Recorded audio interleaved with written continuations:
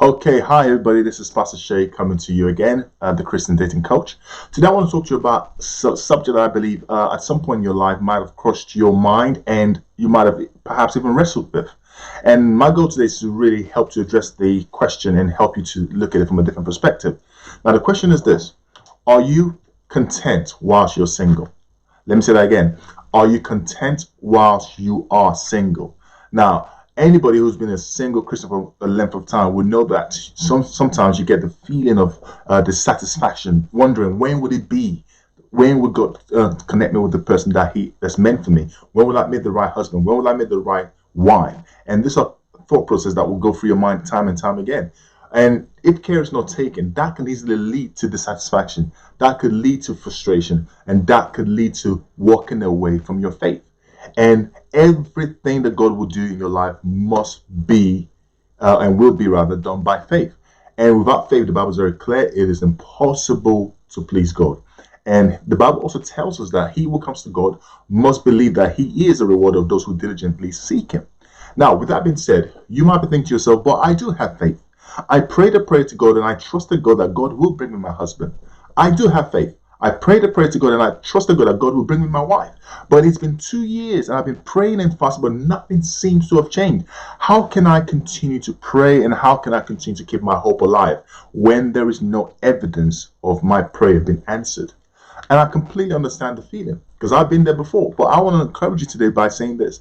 One of the things that you need to look in your life, in your journey as a single Christian, is to start to examine whether you are content whilst you're being single. Now, please understand what I'm saying. I am not saying or even trying to convince you to just accept your lot in life. I'm not saying basically because you're single and it's been such a long time and you've not met the right person that maybe this is your lot in life. That is not what I'm saying. The contentment factor here is about you acknowledging where you are right now, acknowledging that you want more, but this is where you are. You desire a husband, but this is where you are, single. You desire a wife, but this is where you are right now, single. Now, acknowledging where you are is so crucial because that helps you to have the right perspective. You've prayed, you've fasted, but nothing seems to have changed. So the key to be content in your season right now as a single Christian is acknowledging that yes, even though I'm single, I still believe that God will do it.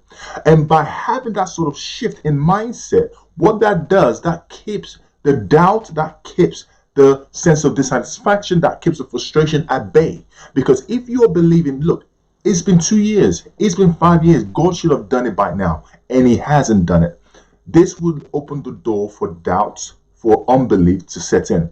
And we know that everything you will receive from God, including a husband or wife, will be received by faith. Because God works everything in our life by faith. And it takes us from faith to faith. So here's the thing. Think about this today. Ask yourself, am I genuinely, not by lip service, genuinely content whilst I'm single? Do I believe that God's going to do it even though it's been a while? Or am I just giving up hope because I've waited long enough based on my definition for how long I should wait? It's interesting to me how people have different definitions as to what it means to wait for God. Some people believe I've waited 2 years. If God hasn't done it by then maybe he's not going to do it. But that's not how God works. The Bible is very clear. A day, 1,000 years is like one day to God. So if you think about it from that perspective, you cannot go with your timing. God knows the right time to bring the right person to your life. God knows who the right person is, and God knows what he's doing in your life. But we must trust him that he knows best. So what do you do then when it seems like the years are going by, the months are going by, the weeks are going by, the days are going by? You need to learn to be content. Let me show you a piece of scripture here, because I believe this will encourage you and really expand on what I'm saying today. So that's found in the book of Philippians chapter 4. I'm going to read from verse 11 to 13. That's Philippians chapter 4, verse 11 to 13, and it reads, Not that I was ever in need, for I have learned how to be content with whatever I have. I know how to live and almost nothing, or with everything. I know how to live, rather, with almost nothing or with everything. I have learned the secret of living in every situation, whether it is with a full stomach or empty stomach, with plenty or with little. For I can do everything through Christ who gives me strength. Notice what Paul was saying here. Paul was saying, in other words, let me just summarize what he's saying here. He's saying that I have expectations, I have desires, I have goals, I have plans. The things I wish I had now, but I don't have. But I have learned in the lack that I have that I can manage, I can survive, I can live and be happy, even though I feel I'm in current lack at the moment, even though I feel there's something missing from my life at the moment. I have learned it. I didn't wish it. I wasn't born with it. I learned how to be happy in the midst of unsatisfied desire.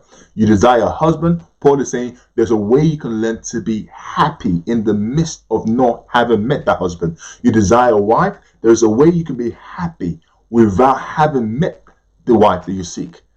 Why is that so crucial? That is crucial because that is how you maintain your hope and keep your hope alive. You're saying, God, I trust you, and I'm going to do what I can by your grace, because you will strengthen me. I'll do all I can, that in the midst of my heart desires having not been met, I will still continue to trust you and find a way to create happiness, joy in my life in the midst of all of the things I'm going through. I'll give you a fantastic example. Picture yourself going on a holiday. In your mind, you have this expectation of what the holiday is going to be like. I'm going to have loads of fun. I'm going to swim. I'm going to do all manner of things. You've got that agenda in your mind. Now, on your way, you're going to get to the airport. You're going to get on the plane, and the plane's going to take off, and the rest is history. But your excitement is kept alive, not because you've arrived at your destination, which is where you're going to spend your time and have your holiday. Your expectation is kept alive because you have an imagination that's actively working, painting a picture in your mind of what is to come. So on your way on the plane, even though the seat of the plane might be uncomfortable, even though you might not feel comfortable being stuck in the air for 8 hours or 9 hours, however long you have to fly, your expectation, your hope is kept alive because you are focused on what you have in mind, what you're going to do on holiday.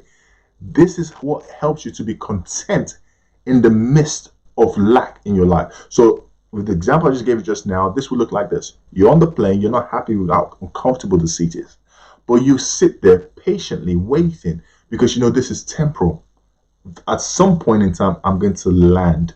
And when I land, I will finally arrive at my destination. This is where your faith comes in. Faith is what gets you started, but contentment keeps your faith burning. So I want to encourage you today, as you're waiting for Mr. or Miss Right, find a way to be content, and it starts by relying on God to strengthen you. Paul said it, I have learnt it.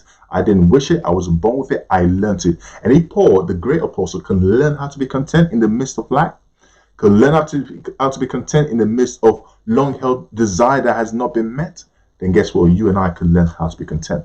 So I want to encourage you today, as you're waiting on Mr. and Miss Right, focus on being content. Learn how to be content and rely on the grace that God has made available for you. And God indeed will help you in this season of your life. And as you do, it's only a matter of time before you meet with the right person, and the rest will be history. So this is Pastor Shay coming to you live, the Christian Dating Coach. Hope this has been of help to you, and I'll speak to you soon. Bye-bye.